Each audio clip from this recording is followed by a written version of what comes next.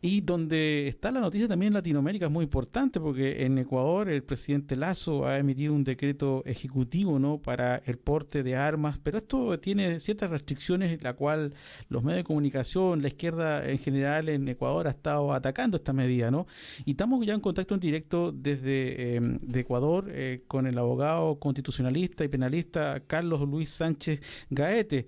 Tengo entendido que el abogado es hijo de una madre chilena, así que es un honor y un placer conversar con él estos minutos, que ya estamos en directo desde Chile, desde Radio Neura Arica, aquí en Latinoamérica, con Ecuador. ¿Cómo estás, Carlos Luis Sánchez Gaete? Un gusto saludarlo desde Radio Neura, acá en Chile. Muy buenas tardes, César. Un gusto para mí estar con ustedes. No solo mi mamá es chilena, yo también soy chileno. Tengo la nacionalidad, el honor de haber adquirido la nacionalidad a través de la sangre, y mis hijos también, así que créeme, hablo como ecuatoriano, pero también como chileno. Excelente, nos alegra muchísimo. Carlos Luis, el presidente Lasso emitió un decreto ejecutivo, ¿no?, que permite el uso y porte de armas para la defensa civil. Cuéntanos el alcance de esta medida y cómo también se ha confundido la discusión en Ecuador con respecto a que no es libre, cualquiera no puede comprar un arma, tiene que reunir requisitos la persona o el ecuatoriano, ¿no?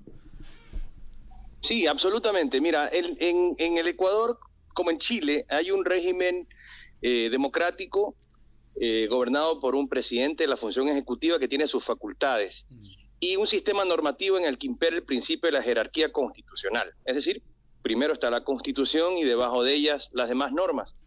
El decreto ejecutivo es una norma de un rango jerárquicamente bastante inferior, pero es una herramienta que tiene la función ejecutiva para ejecutar sus competencias. Dentro de estas competencias, la ley de armas y el reglamento de la ley de armas, que existen desde hace muchos años en el Ecuador, le dan al gobierno, a la función ejecutiva, la facultad de reglamentar la forma en que se porta y se tienen armas. En el Ecuador hay el porte y la tenencia de armas que implican el ejercicio del derecho a la propiedad, a la tenencia del arma, y también la tenencia, que es, el porte, que es la facultad de transitar libremente con el arma. Desde el inicio del régimen correísta, allá por el año 2003, si no me equivoco, uno de los primeros decretos ejecutivos que firmó Rafael Correa fue restringiendo el uso civil de armas para la ciudadanía, obviamente, y dejando el monopolio del uso de la fuerza exclusivamente para el Estado ecuatoriano. Hasta ese momento histórico, el ciudadano ecuatoriano que pues tuviera un arma legalmente adquirida y con un permiso legalmente obtenido podía portar el arma y defenderse ante el embate de la delincuencia. Desde entonces ya no. Y no es sino hasta el 1 de abril del 2023 que el presidente Guillermo Lasso se vio, creo yo, en la necesidad urgente de tomar acciones hacia el enfrentamiento de la delincuencia, de la violencia, producto de la delincuencia organizada, que en el Ecuador hemos vuelto a autorizar el porte y tenencia de armas para la ciudadanía, para el civil, pero evidentemente bajo un marco normativo, cumpliendo requisitos bastante estrictos, claro, entre los que está tener más de 25 años, no tener antecedentes penales, no tener antecedentes de violencia intrafamiliar, tener una valoración psicológica favorable y un montón de cosas más que incluso aún están en proceso de desarrollo. Es decir, aún hoy no existe alguien que haya podido obtener un permiso o adquirir un arma a través de este decreto ejecutivo. Es una decisión, creo yo, que se toma tarde. Creo yo que el presidente de la República no estaba en la intención de tomar esta decisión porque lo hubiera hecho desde el inicio de su gobierno.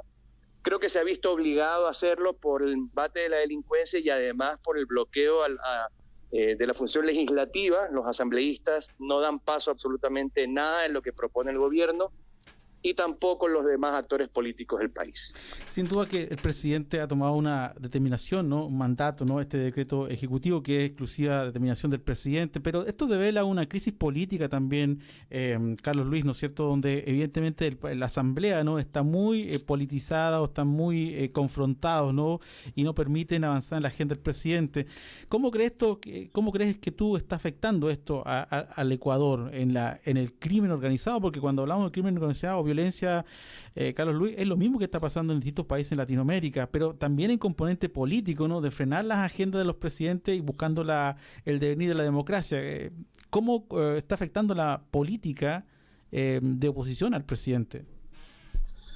Bueno, definitivamente hay una agenda política detrás del asunto, como lo hay detrás de todos los asuntos que involucran al ejercicio del gobierno desde que Guillermo Lasso se sentó a gobernar. Él, a los pocos meses de asumir la presidencia, enfrentó ya manifestaciones en las calles por parte del sector indígena.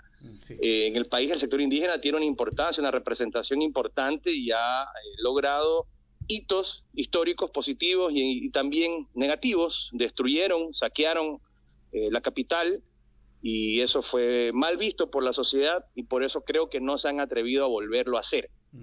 Sí. Pero al poco tiempo de iniciar el gobierno de Guillermo Lasso empezó a enfrentar esto, y luego una ruptura con sus, entre comillas, aliados políticos, que él mismo la reveló.